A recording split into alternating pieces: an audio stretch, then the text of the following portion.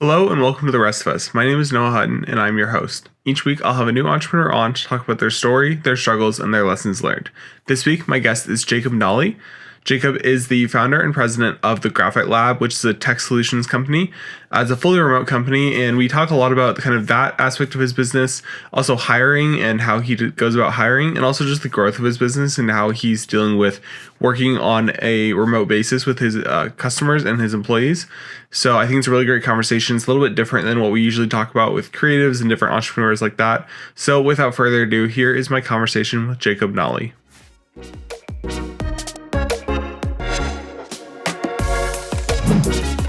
Jacob Nolley, welcome to the Rest of Us podcast. Thank you. It's nice to be here. Yeah, I'm really excited to talk to you today because, a lot of this podcast has been talking to kind of creatives and photographers and kind of creative-minded business owners. And not to say that you aren't, but you have a very different kind of business than what some of the previous episodes have been. So I'm really excited to talk to you about that. So before we get into your story, just kind of introduce yourself and introduce your business.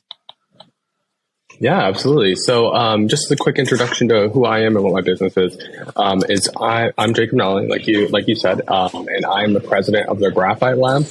And we are a business solutions company with a focus on software and software development. And we typically work a lot with service trades companies. That's our typical niche that we work in. And as of today, we work with customers in a lot of different ways, from helping them through software consulting and getting the most out of their, kind of being like a software liaison for them, where we answer questions and help guide them and smooth over kind of all of the difficulties surrounding the software that they're using, and help them with automations and things like that. We also do custom development work with web apps and mobile applications and things like that. And then we also have a line of products, ranging from a file converter to some back-end automation programs and some AI tools as well. Okay. Yeah, cool. I definitely want to get into all of that and kind of how you grew the business and develop all these products and services and found your niche. But before we do that, let's just kind of start with how your story starts and how kind of the founding of Graphite Lab started. Yeah, absolutely. So it's actually kind of funny. The beginning of the Graphite Lab is actually very different than of what the Graphite Lab is today. So kind of in the beginning, I started the company with actually a friend of mine from high school when we were in our junior year of college. And it was actually a product development company. So we actually developed a product, and we did a crowdfunding campaign through Indiegogo, and we actually got it manufactured and sold it. But the business kind of stagnated out over the next couple of years. And over that time, I graduated school early, about a semester early, and the business wasn't kind of going anywhere. And so I began working at a local HVAC company while my then girlfriend, now wife, was still in school. And so I just needed a job kind of at the time. So I started working at a local HVAC company where they had recently adopted a new software program called Service Titan, which Service Titan is basically a CRM for service trades companies, and it does all sorts of stuff. But one of the things that it has in it is a tool that tells you how well you're using it out of 100. And when I first started there, they had been on it for a few months, and their score was 46. And within 1 month, I got their score to 98, which got us a call from one of the VPs of product development over at Service Titan, who said not only is that the highest score that there had ever been with Service Titan, but it was the quickest growth of any company ever. And so very quickly, I had just started as an intro dispatcher position, but really quickly I started growing in the company. I helped manage the service department, and then ultimately became their operations and marketing director, where basically all I was doing was helping optimize Service Titan and help build out automations. I taught myself how to code 6 different coding languages whilst working there early on. And then I was actually, a funny story with that is I was actually commuting 2 hours one way every day. So I was going 4 hours of driving every day, and I actually was teaching myself to code through podcasts. I was listening to professors just talking about coding, and that's how I began to learn how to code. And then I would implement what I learned at work. And then over the course of a year and a half, Service Titan actually reached out to me to actually speak at their software conference about Service Titan, called Pantheon. And so I did, that was when COVID was in full swing. And so it was a remote conference. and I taught like 4 different subjects on it. And after that, I got like a wave of people reaching out about wanting to work with me. And at that same time, the company was kind of like, I was kind of like hitting my ceiling at the company. And so I decided to go off on my own and start this company. And we've been going for about 2 years now. And yeah, it's completely remote. We have employees all over the country. And we do, like I said, everything from software development to software consulting. So yeah, it's really, really cool. When I heard your story the first time, I was kind of like shocked at kind of the way it was founded and the way that you scaled so fast, and not even just scaled your company, but scaled their business and scaled their operations, and then got to a point where it would be like if I had like HubSpot or something, and I was like, and HubSpot was like, we weren't using it very well. And then like the VP of HubSpot or the president of HubSpot, which is like a massive global company that everybody knows, they contacted me and said like, hey, what are you doing that is so good? Can you teach other people how to do that? And for you, it was kind of that niche business service, the Service Titan. So after you kind of get to that point and you're reaching out, or you're getting reached out to by Service Titan, what was kind of the turning point there of like, oh, I should do this on my own? Like, I know you said you kind of reached the ceiling of your business at the HVAC company, but was there a point where you're like, I can either stay here for 5 years or 10 years or whatever and be in this position, or I can do my own thing? And what was that kind of like conversation like with maybe your wife or girlfriend at the time, and what was kind of the decision-making process like in that moment? Yeah, absolutely. So it was kind of like, there was a lot going on with that kind of like, with that time and in that decision, because it was like the year of COVID. So it was this huge, like battle with COVID, obviously going on, and the world changing in really big ways. It was really unsure like what people's jobs were going to look like and things like that. Fortunately, I'd been working remote for a few months at that point. My wife was actually at that time she was my fiance, but she was actually teaching. And so she was all remote. And luckily we had decided to kind of like move to like a really small town to like start like saving money. So we had a little bit saved back, and I just kind of decided that like, if every like day I was working at this other company, I was not investing it, like the returns weren't coming back to me, they were going to the company. Whereas if I were just like to give it a shot and just do it on my own, everything that we accomplish is like just going to compound, which is what has happened. And so it's like, I had like 3 different companies that I was kind of like talking with a little bit about maybe like going and working there full time. And then I realized like, this is 3 or 4 companies that are like really interested in working with me. Why not just do all of them? And so I ended up trying to like close contracts with all 4 of them. And then they all said yes. And then in fact, they're still clients to this day.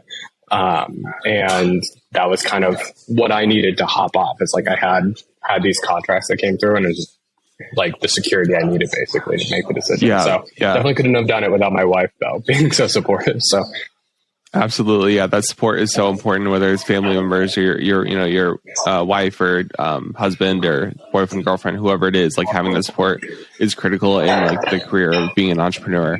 And I think, I've talked on this podcast before about how like you don't necessarily need to start your business right out of college and go full time with your business. Like you did like a part-time job or a full-time job, and then you started your business on the side.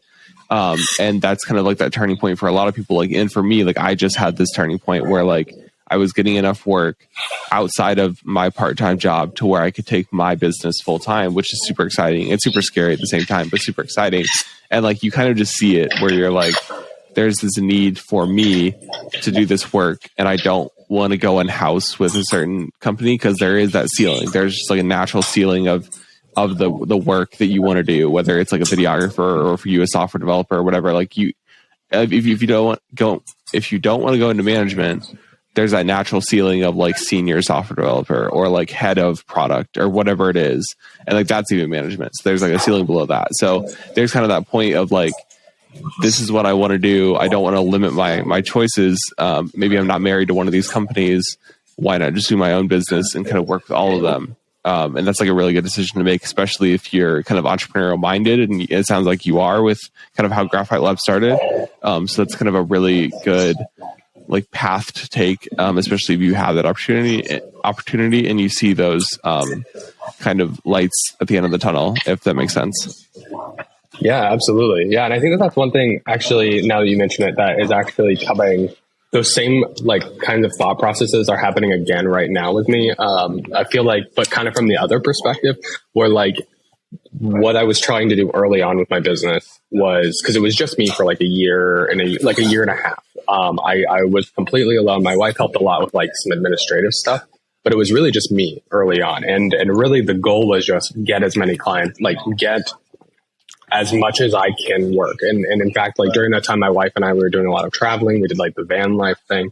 And so I was just trying to get enough work to like make enough money to just support us. And so at that time, like the decisions I was making about my business were very much like, how do I get to like how do I get enough work just for me?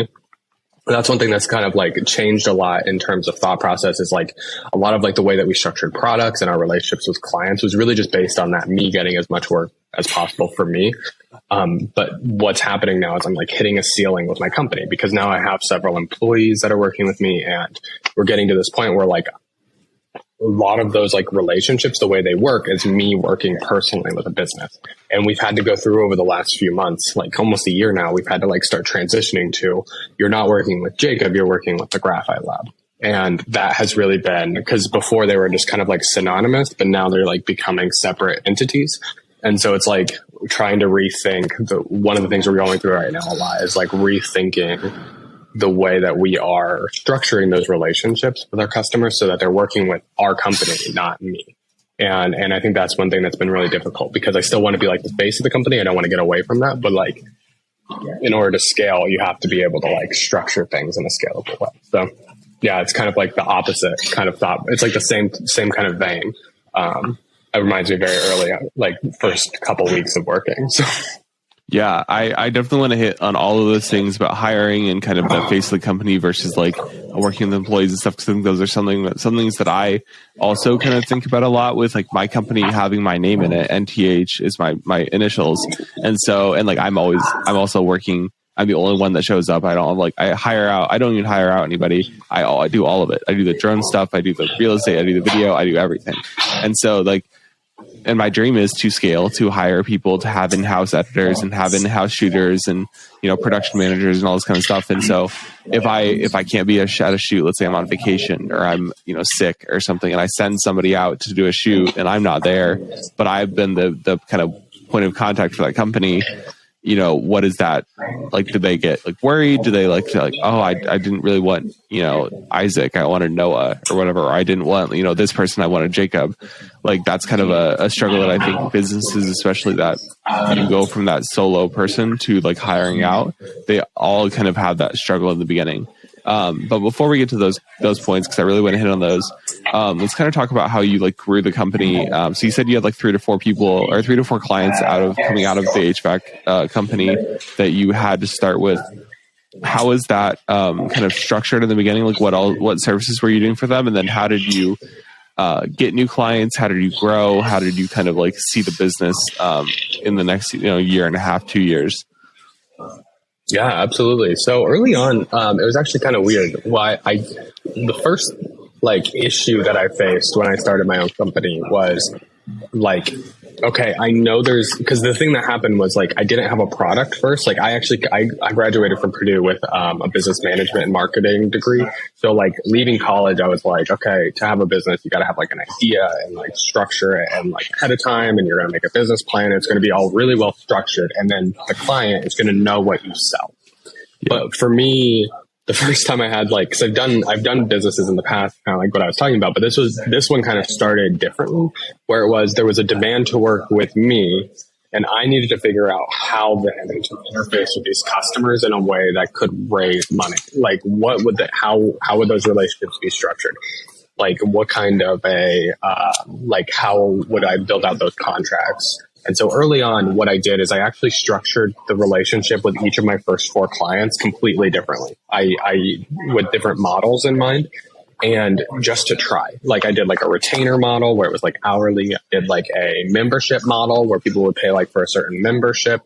and they could just use us for whatever during that time. I tried selling like specific productized services at the time. And early on, I was basically what I found was like the most scalable of those at that time was just like this like membership model early on, where I was just like, you pay a certain fee every month and you can just use us for whatever. But what I quickly found was like that meant that I was working like 80 hours a week and only really making enough money like if I had a regular full-time job, because all these clients were like needing so much and there was no like limit to that, no scope of work. It was just full on. And so one thing that I quickly realized, and it was kind of like causing these weird dynamics. So one thing that I changed after about 8 months of that was I went to a retainer model where basically clients paid for like a specific amount of hours. And again, it wasn't super scoped out like the work. Like that was one thing too, is like, it wasn't really scoped out what you could ask us to do. It was just like, we're like your software liaisons. We really kind of framed it like we are the company that you go to. That's like, we're not like a managed service provider. We are a company that can like help you navigate these software programs that you've decided to use operationally in your business, help you automate them, help you streamline your systems, things like that, help you basically adapt your handwritten processes into these software programs you've decided to use. And so we were doing a lot of that and it was going really well. And we kind of, that retainer model really kind of picked up, and that's kind of what fueled the business. The service part really began fueling the relationships like that we were getting. So we were getting more and more customers through the door. And then two, we were, like it was kind of giving us the cash flow to like start investing in products, because the cool thing with services is you're getting paid up front. Whereas like with products, you have to do all of this development work ahead of time and then hope that someone buys it. And so like the payout is way later. And I was just working off of like the money I had earned since college, which wasn't very much. And so, so we kind of did that. And that's where we were kind of using the like retainer, the service money to pay for the product. And that's when we first came out with our first product, which was like it's called the last mile transformation file converter that we use to like convert files from one format to another. And that has been a really cool tool because it's allowed us to get like a formal partnership with Service Titan, who kind of helped start all of this, which has like ultimately led to a dramatic increase in like the customers we're interfacing with, which is then like fed back to the services, which has been fed back to the products, which kind of has allowed us to begin to scale, which is where we are today, which is one of the major things we're thinking about now with the retainer is like, again, the retainer, the problem with it is like the customers don't know what they can ask for. So a lot of customers will be paying for these hours and they don't know how to interface with us. So one thing that we're in the process of doing right now is like productizing our services so that a customer knows how they can interface with our company and like what clearly is a relationship with the Graphite Lab. What does that look like and how do you get the most out of it? So that's the big push right now, is like productizing our services. So it took a lot of trial and error, but that's kind of like over the course of like executing on these different like ways of interfacing with clients, we've been able to identify kind of the best solutions to that, which I think has been the hardest part. Yeah, I think you and I are both running into some of the same issues with our business and kind of like finding those solutions where like it's like for me it's about pricing myself and how do I sell my services, but also like companies will come up to me and be like, what do you do? What can you do for me? What do you offer? And I'm like, well, I do video work.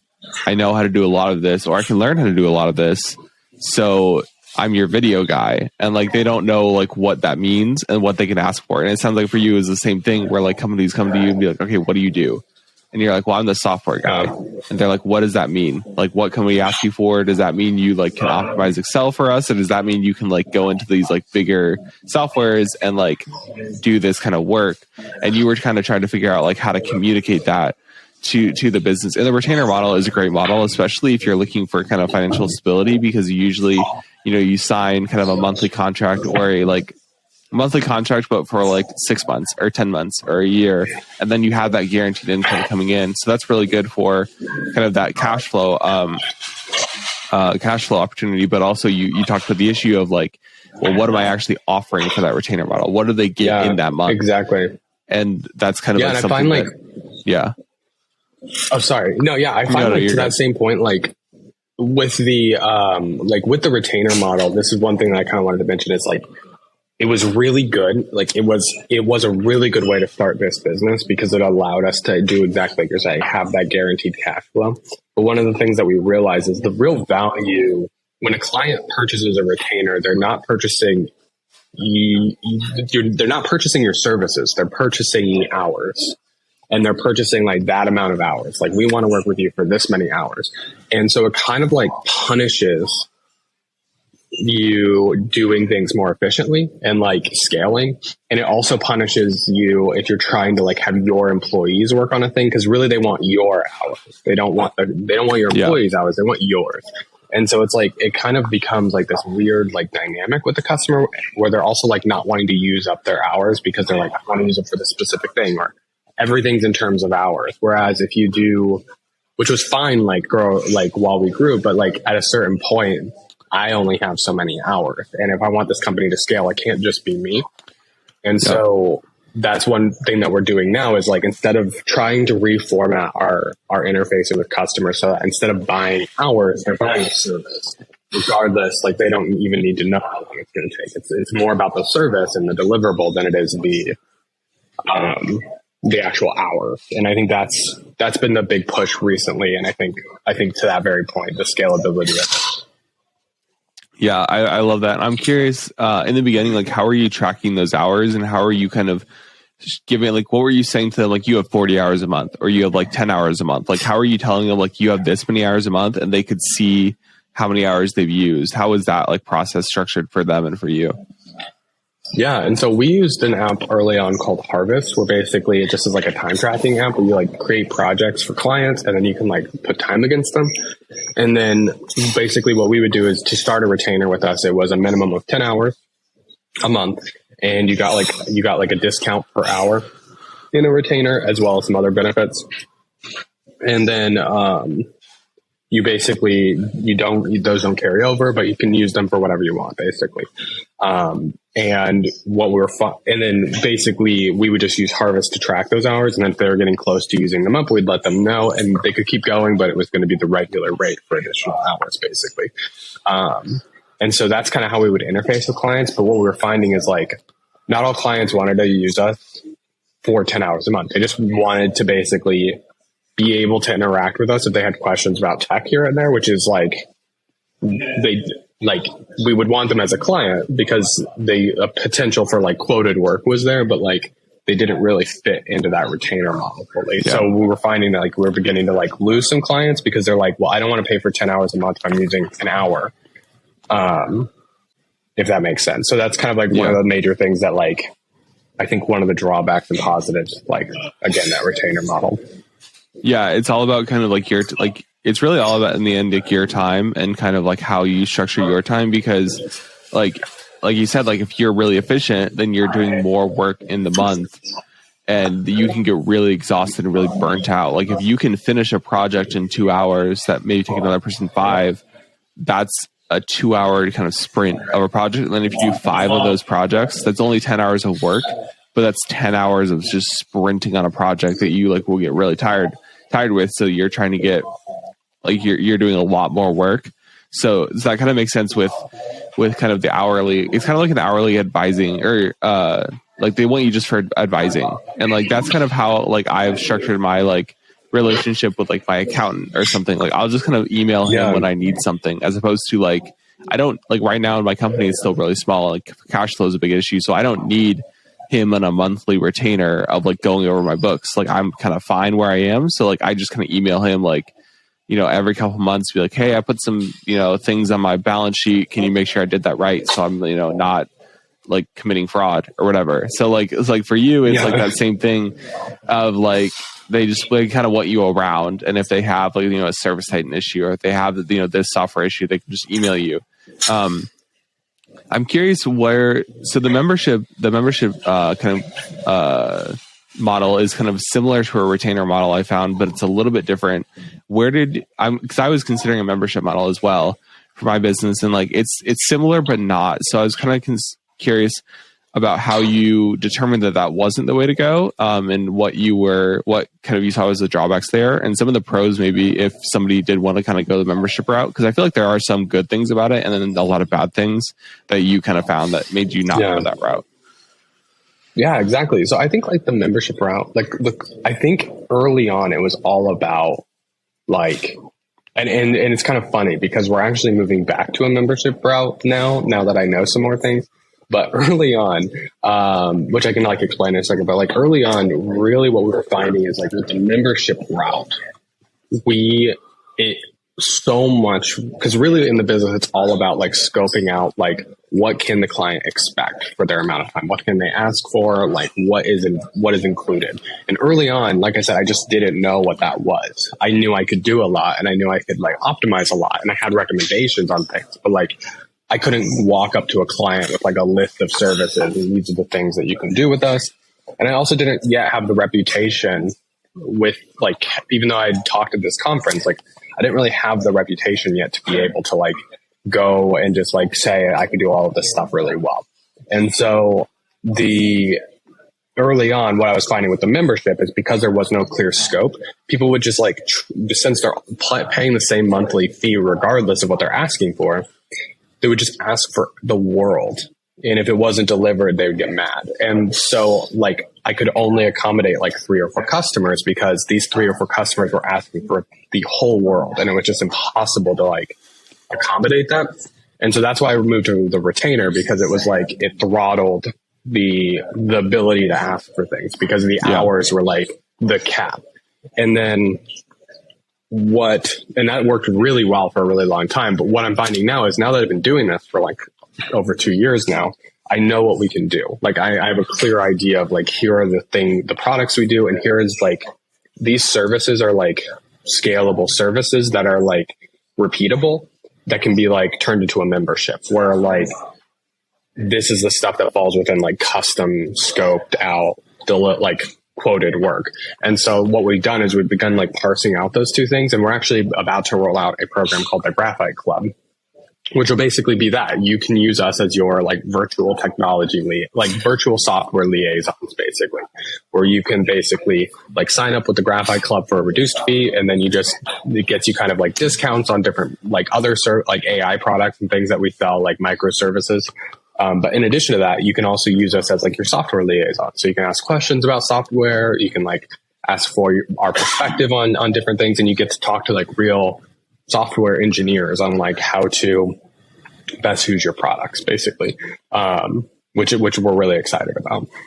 Yeah. It sounds like kind of you were going back and forth in these like pricing models, and it only really became clear like just with time, and you kind of like making the mistakes and learning like what customers wanted, and also like the biggest thing is scope of work, because like you know that you can offer them everything. You could do every type of you said you learned like a bunch of coding languages, so you know like a bunch of stuff, and you could offer everything. But customers need to, when they go to your website or they go to like they call you and they ask what you want, what can you do for me?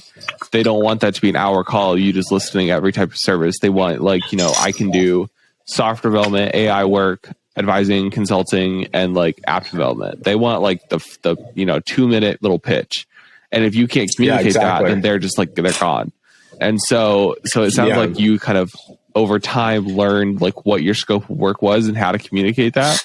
And then as you kind of grow the client base and you kind of build that relationship, if they kind of mention on the side, like, oh, I'm thinking about building this app, but I don't really know how to do that. I don't know if you can do that. You can kind of come in and then say like, yeah, I can do that.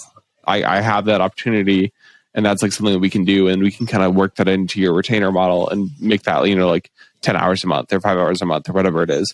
So it sounds like it just came with time, kind of figuring this out. One thing I was also curious about with just the decision-making side of all of this, when you were making these decisions to price it out and to choose the model and work with these companies, was that all you just in your head thinking like, this is the model, and I might be watching some YouTube videos and seeing like kind of the business side of it, what I should do here, but generally speaking, it's all you?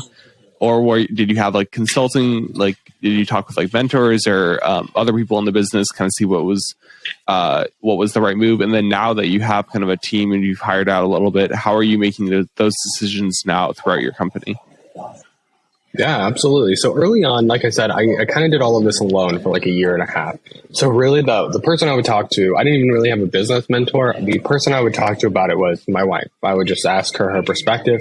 And mostly like she has a background in English and literature, and education. And so, one of the cool things with that is like she really came to the table a lot with like a people focused perspective, where I was really thinking of it as like, I really need to figure out my business. She would really come and like add kind of the empathy to the table more often, which really helped kind of like focus my decision making early on. And like, how do I provide services that like best helps the customer and less and also like how can we like develop like I've said a lot, this relationship, this like how do we interface with these customers?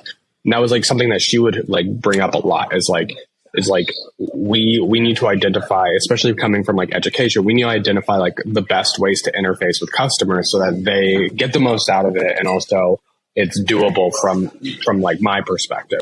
And so early on, like she really helped a lot with that. And that's one of the major reasons we moved to that retainer model, is because there was that recognition that like the way we were interfacing just wasn't scalable. It wasn't going to work. And so she was kind of a big role in that. And as we've grown and as we've added more employees, one thing that like we talk a lot about is like, when I talk to like my employees, one thing that I'll consider is like, okay, if I went down this path to interface with these customers, is this something that would overwork or overrun my employees? Or is this something that is like, would be doable by the team? Because the last thing I want to do is create an environment where like everybody's just like working constantly and like way overworked and way overpushed, which all comes from just your decision on how you interface with the customers. So really it's about developing those systems that lean into scalability so that your team's not overworked. And I think that's been something that has been like really in the front for us. Yeah. And something kind of a little niche, like side question there. If so you're on the retainer model, let's say they have 40 hours a week and they hit, 37 hours, and then like end of the month, last week or so, they ask for a project that's going to take you like 8 hours. Are you like communicating to them like, hey, you're at 3 hours left for the month. This is going to be those 3 hours plus, 5 hours of the regular fee? Or are you kind of like saying like, hey, yeah, we can get this done in 3 hours and we're just going to sprint and get it done?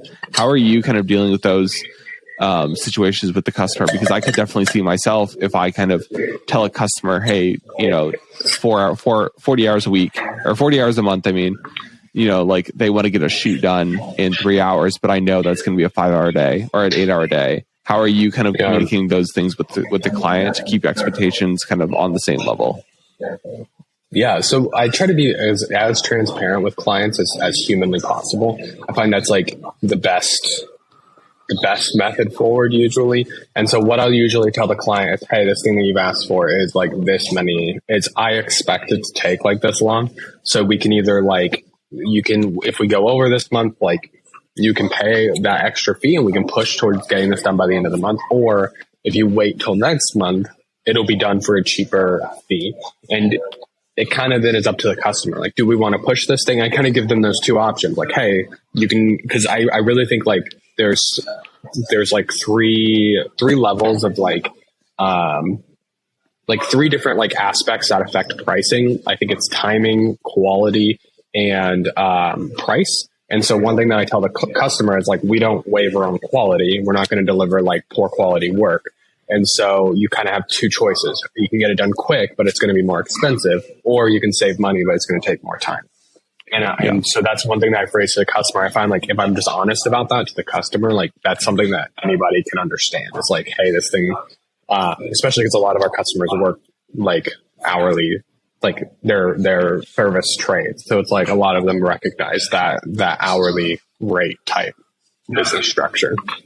Yeah, I heard this on another podcast, the exact same like kind of triangle of equality, time, and money. It's like we could do this for, we can do this in a week and it's going to be really expensive and it's going to take more time, but the quality is going to be really high. Or we could do this in 2 days, and you're going to pay less, but that quality is going to be a little bit lower.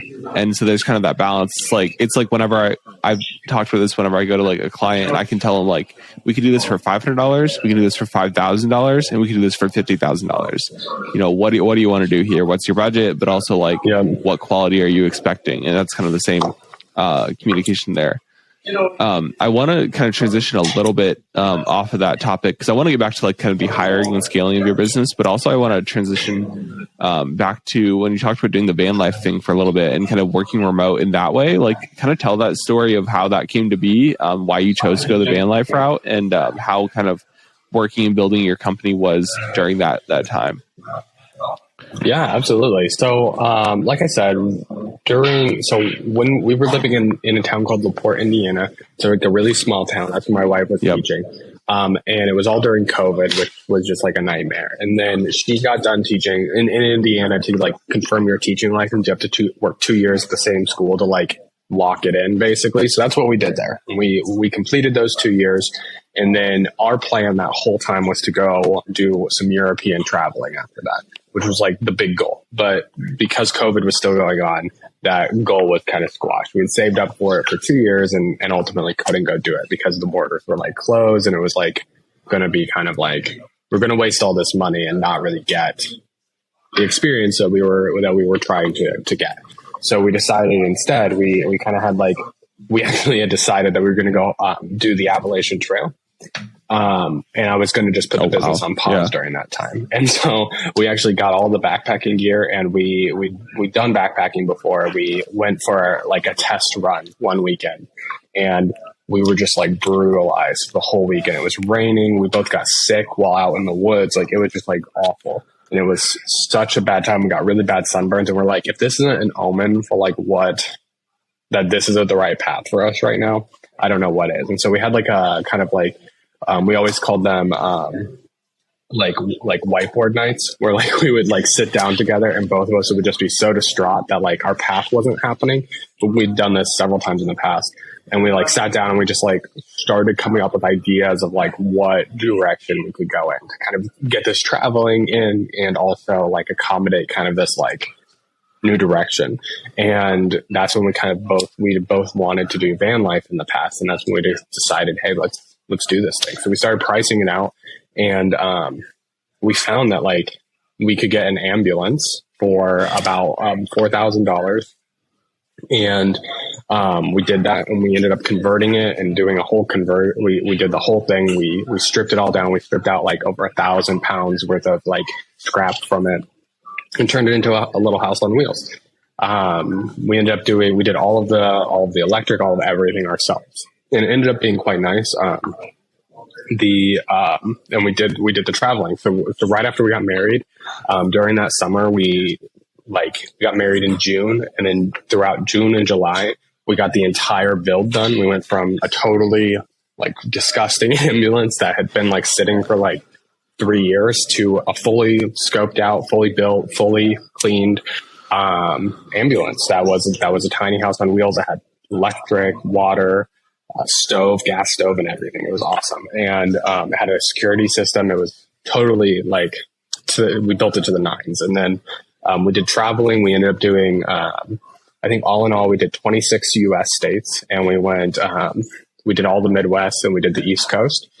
And then we came back, sold. My wife got into grad school, and that's when we sold it. But during that time, obviously, I was doing this business. So we're doing all of that. And I've been doing remote work for a while, and we found a way to get really strong Wi-Fi wherever we went. We got like one of those Verizon hotspots, and we got like a signal booster. And I was able to get Wi-Fi wherever we went, at every national park, basically. And so I was managing this company while doing that. And it was definitely like a lot to balance, especially when we were doing like the build. But one thing that it really did, like, it was so challenging, but one thing that it did is it really forced me to like figure out like how to be disciplined to like set aside work time and like set aside like, because this was like, not only was I remote, but I was also remote for myself, and all of it was based on if I wanted to work or not, really. Like, there was no boss telling me I had to work. It was just me having to decide to. And so that chapter really forced me to think a lot about like what systems am I using to keep myself disciplined. And so I was able to like practice that for like the whole like 6 or 7 months we were traveling, and which ultimately like set us up really good to like, when I hired my first employee, I kind of knew what it would take to do remote work.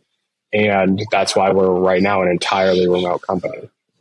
We use like different practices to facilitate that. One book that I read that was really helpful was Remote.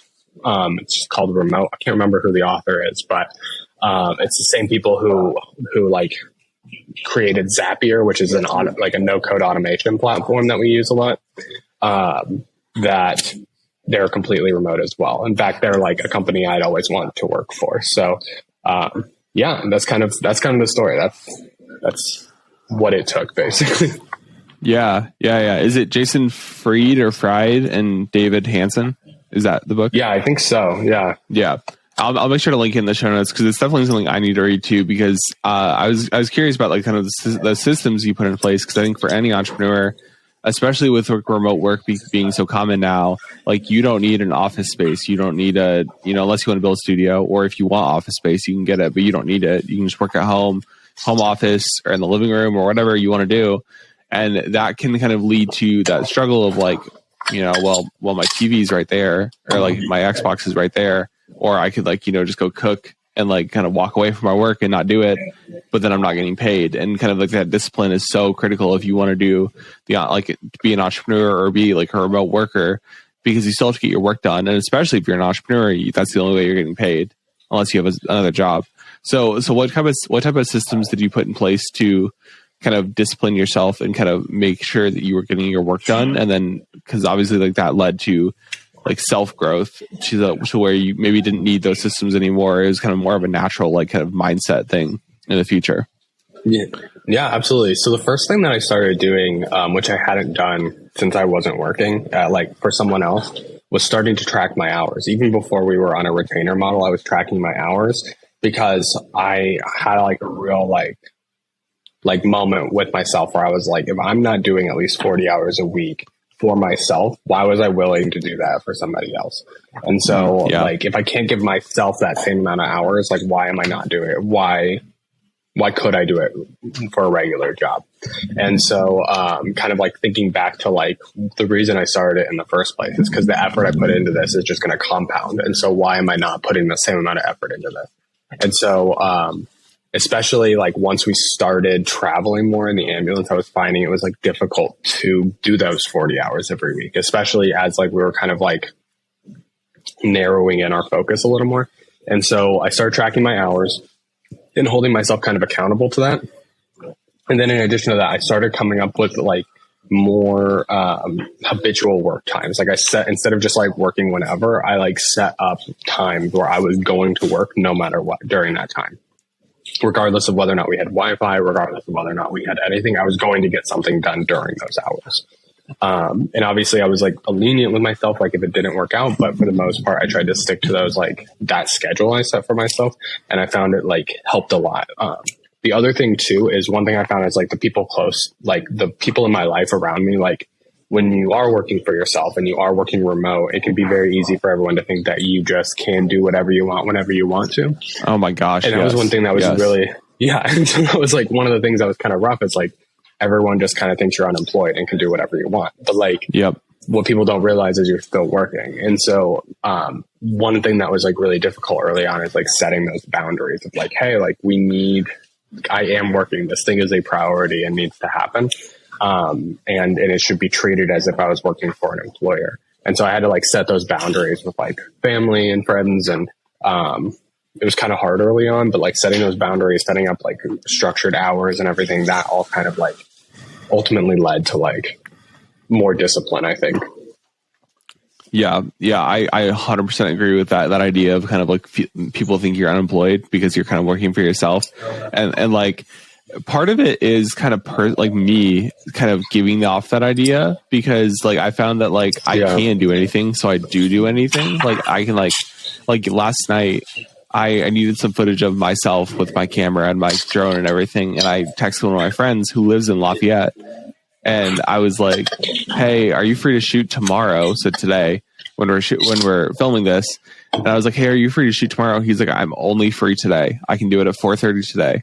And I'm like, well, I don't have anything going on today, so I can drive down to Lafayette and do this. So like I drove down to Lafayette. It was 4 hours down, 2 hours down, 2 hours back. And I only was there for like an hour and a half. And like, was that the best use of my time? Yes, because I got the footage, but no, because like it was also like just cutting a half my day out to go do that, when I probably should have like kind of structured that to be like, I need to work. I need to work and not just take these random trips. So like there's part of it where it's like kind of my fault that I didn't set those boundaries, but also then you have like the family and friends that are like, hey, we're going up to, see family this weekend. Can you go? And they tell you like the day of, and you're like, well, I was planning to get a lot of work done this weekend, or I was planning on, not going out to eat tonight because I needed to edit for this client, or I needed to, work on this. I was going to pull an all-nighter tonight or whatever to like work. And now we have these plans. And so it is really important as an entrepreneur to kind of set those boundaries, even if like it's so uncomfortable to kind of tell, like, especially family, tell them no, because like you kind of have the time, so they kind of see it and they're like, well, why are you not putting that time towards family now that you have it? But you're like, I need to put in 40, 50, 60 hours a week on this business to grow it, and then that sacrifice is gonna get to a point where maybe I hire out, so then I am only putting in and then the 9 to 5 hours, so that way I can have more time for family in the future. And so it's that really hard balance of like having those uncomfortable conversations and saying like, hey, I can't go on that trip, especially if you have friends still in college. Like with our age, like we might still have friends in college, or like maybe you not as much anymore, but I still do. And they're like, oh, we're taking a day trip to Chicago, or we're going to go to Indy, or like we're going to Vegas for my birthday. And like I'm doing some of those trips, but not as much anymore, because like I just can't. Like I still have a job to do. And so it's like it is really hard to kind of set those boundaries and make sure that people understand, like, I still have a job, no matter, like, I might not be financially supporting myself right now, but I have a job that I'm working for and I'm passionate about, and I need to set those boundaries and hours. And it's really kind of hard, but I love those tips of kind of like tracking your hours to see if you really are putting in the work. Cause like, that's the other thing is like, you can say like, I have a job, I'm working. But like, are you really working, or are you saying you're working? And then kind of, if you see like, oh, I'm really only working 25 hours a week, I'm saying I'm working 60, like that's a kind of a problem there. And you can kind of see that. And that would be really good way to kind of see what actual work you're doing and what actually the work you think you're doing.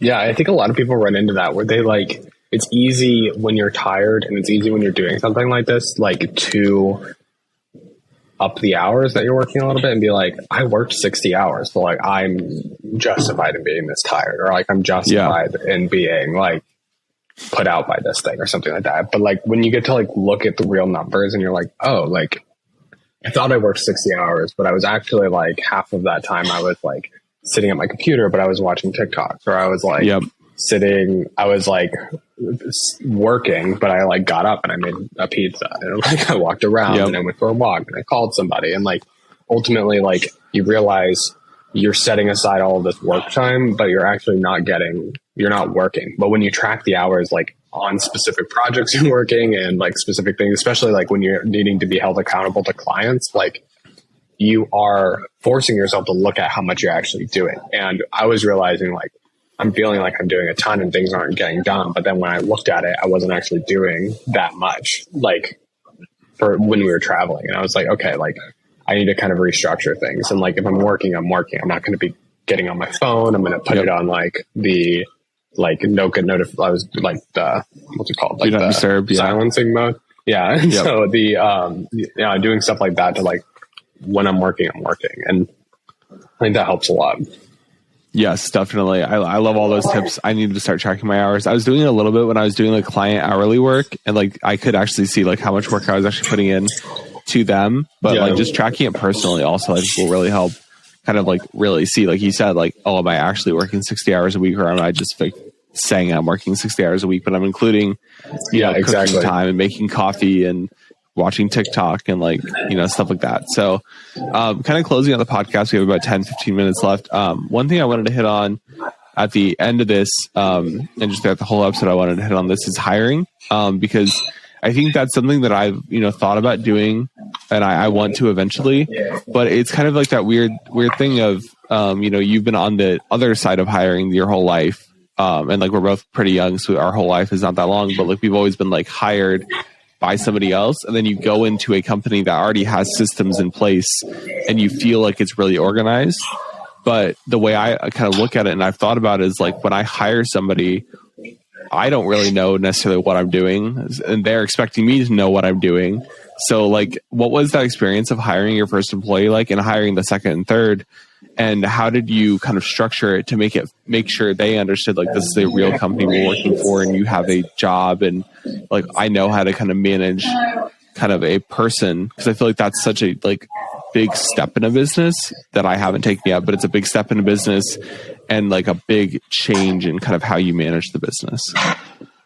Yeah, it was scary. It was very scary early on. And it was something I wanted to do for months before I actually did it. I probably was thinking about it actively for like 8 months leading up to like actually pulling the trigger.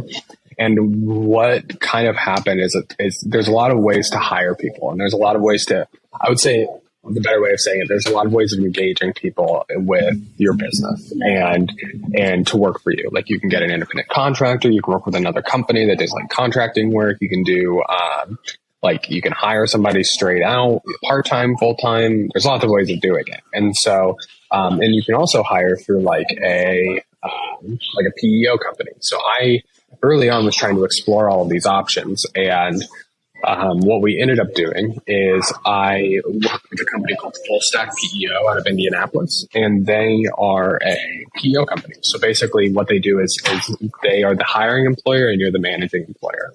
And one of the cool things about that is they are your whole HR department. So instead of you having to like, as a business owner, manage everything, like they are the management company. And so they're the management HR company. And so they do the hiring, they do the W-2 generation, the HR stuff, the handbook, everything. And so one thing that was really cool about that is also because they're a larger company, we also get access to like better health benefits and like better dental and all that stuff that comes with like a business, a larger corporation, as opposed to like one guy working off his laptop. Right. And so, so that's what we did. So early on, basically we created a hiring strategy, and the hiring strategy was we would work with somebody as an independent contractor for 2 to 3 months and just see how that relationship worked. See if they were hitting their goals, because really an independent contractor relationship works different than an employed relationship, like an employer-employee relationship, where they really get to dictate the relationship. And so early on, what we were doing is like, we would let them lead. We would pick someone, and we still kind of do this to this day because we are very small still. We're like, we'll have someone as an independent contractor for about 1 to 2 months, 2 to 3 months, and they get to dictate how that relationship works. We have like guidelines to like what we need done and like how that kind of fits into the organizational structure. But largely they get to dictate how much they work. We just give them like a max hours that we're willing to like engage on, and like we'll negotiate a rate. And then we'll like hire them as an independent contractor, and they'll dictate the relationship largely. And then if both of us are pleased with how that went, we'll extend a full-time offer, and we'll hire through the PEO company. And so that's, we found that to be a very good strategy. Only one time have I not followed that strategy and just hired someone straight out, and it didn't go well. And so and especially as a company this small, is like, we just can't afford it to not go well. It has to go well every time. And especially these early hires, because like they could make up 50% of our workforce. So I think that was something that like kind of took a learning curve, but from talking with a lot of other people in the industry, like that's how a lot of other companies do it early on. So you hit like 10, 20, 30 employees. So yeah, I'm curious on the one that didn't go well. Was it you pulling the trigger too fast, or was it just it wasn't a good fit for your company? I think it was a little bit of both. Yeah, I think, and not to go like too much into that, but like it was. I think it like caused caused, I think it kind of came from both places. One, we didn't get to trial the relationship. And again, working with a company like this, like you're completely remote. We also don't have set working hours. So everybody just has to hit their 40, but like we don't have set hours. So you can work when you want to really. And so it's like, there's a lot of freedom there and it just doesn't work for everybody. And so because you're having to you're kind of in a bubble at that point. And so like some people it works great for and other people just like it doesn't work for. And so that was something that we kind of identified early as like an issue. And that's kind of why it didn't play out because one, we didn't do a trial period to like make sure that was going to work. And then two, we kind of had to find out the hard way. So, yeah. And the reason I ask is not to like put that person on blast or like kind of make you in a comfortable situation, but just kind of to talk about how like it's important to like, I think, especially starting out, I love the idea of kind of hiring as an independent contractor or like kind of working with them on a couple projects here and there and kind of seeing if that skill set and that personality fits in your company. Because like for me, like I would kind of maybe hire somebody as an editor or like do send a couple projects to them. Like real estate editing is something that I'm like looking at hiring out because like it takes me so long and it's not something that I really want to do in the future. I love shooting houses and I love shooting, the projects, but I don't love the editing the photos. So I've played around with a couple different editors and kind of seeing who fits. I think that's a really good like way to do it is like you don't really know if that first person is going to work out, and that's a big commitment. Like you're hiring salaries, probably between $60,000 and $100,000. I would assume like somewhere in there. That's a lot of money for a company, and then plus benefits. And I was looking at that company, Full Stack PEO, and like it does seem like a really really good way to kind of go that route because their pricing model is very transparent and it's very simple, and so that seems like a really smart way to go that way. I couldn't do it if it wasn't for them. It was like they're the whole reason I've been able to hire in the first place. And so I think like this would be impossible. Like I legitimately wouldn't have hired without them. And I think that to kind of like roll back though a little bit to like the talk with like hiring out like specific for like in independent contracting. I think like one of the other really cool benefits as a business owner is I think like when you go to start a business, you are everything in the business. Yes. So it succeeding means you succeeded at all of the things that you needed to do to make this company work at that scale. And one thing that I think when you're in it, you don't really know what your skills are. Like you might think that you're the best photographer. You might think that you're the best like software developer or like you're really good at sales or something like that. But one thing that you can like do when you're like hiring stuff is basically you're taking those roles, you're taking those hats off and you're handing them to somebody and you're like no longer in that role. And so one of the cool things with the independent contracting is you kind of get to see, is this thing, if I take this hat off and give it to somebody else, are we still scaling as much? Because is that the thing that I'm really good at? It might not be the thing I like the most, but maybe I'm fantastic at it. And so like that might be one of the driving forces of this business. And so that was one thing I found early on is like I'd take a hat off and I'd give it to somebody and realize, oh, like that's needs to remain on my head because that's something that like I think I'm really good at. And I might not like to do it as much, but like it's something I need to continue to do because it's one of the things driving this business. And I think that's one thing too, that like you don't know what positions you need to hire for right away.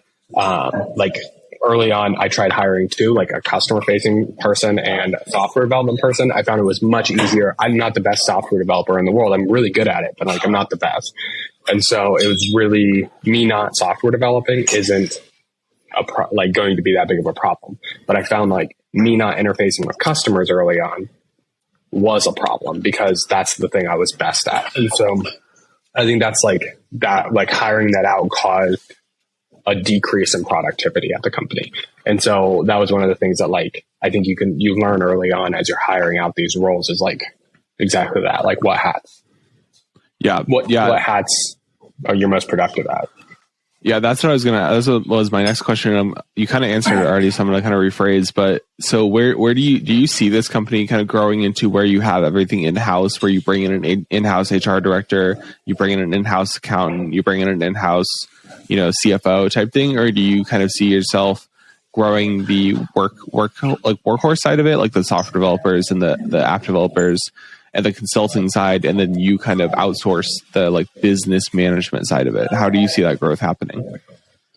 Yeah, absolutely. So I think early on, like next year to two, is really the only hires I'm going to be making are deliverable hires, like people interfacing with customers and people producing things. Like we are going to start building out. We have like some really cool ideas coming down the pipeline, and so the main hires that we're going to be hiring are software developers, people that are going to be interfacing with customers, like client success managers, and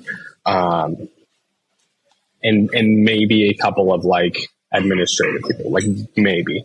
But I continue to outsource, but as we continue to grow and those things scale on their own more, I think that's when I'm going to start like hiring out like some business strategy people. And then I think we're going to hit a size in about 3 to 4 years where like it'll start to make sense to bring some of these like external services in house. I don't think we're close to that yet, but I think like every year so far we've doubled in size. And this year already in Q1, we've already made more money than I made all of my first year. And so, and more than half of what we made last year in Q1. And so like we're growing really fast, and every hire I find just like multiplies that more, but it is, we're growing really quickly, but I think like that is the thing that I really think like getting the day-to-day deliverables out the door is the most important thing today. And I think as we get bigger, that's going to kind of shift. Absolutely. And you kind of answered my last question, which is like, what is your growth strategy for 2023? So I think this is a great place to end it. Jacob, thank you so much for coming on the podcast. This has been a fantastic conversation. Yeah. If people want to find the Graphite Lab, find you online, where can they find you and contact you? Yeah, absolutely. So you can contact us on the graphitelab.com. And you can also engage with us there as well. Soon we're rolling out like a client interfacing portal on the graphitelab.com. It's important also, by the way, that the is very important. There's another company called Graphite Lab, and they're like a video game designing company. And so we are the Graphite Lab. That's a very important distinction. But yeah, you can interface with us on there, and yeah, I'd love to engage with you. Awesome. Well, I will make sure to link that in the show notes, and also link that book, Remote, by the people who founded Zapier, I think you said. So thank you again for coming on the podcast, and I'll talk soon. Thank you. Awesome. Yep. Thank you for listening to this episode of the Rest of Us podcast. If you enjoyed the episode, please consider leaving a rating or review on the podcasting platform of your choice. It really helps me see that you are enjoying the episode, and also helps other people see the podcast. Also, please consider giving a follow on social media. All the links will be in the show notes down below. Also, in the show notes, there is a link to the Rest of Us newsletter. This is a platform where I'll send out different takeaways from the episode, resources that were mentioned in the episode, and also notifications about new episodes. So make sure you click the link to subscribe there. So episodes are released weekly, and I will see you then on the next episode of the Rest of Us podcast.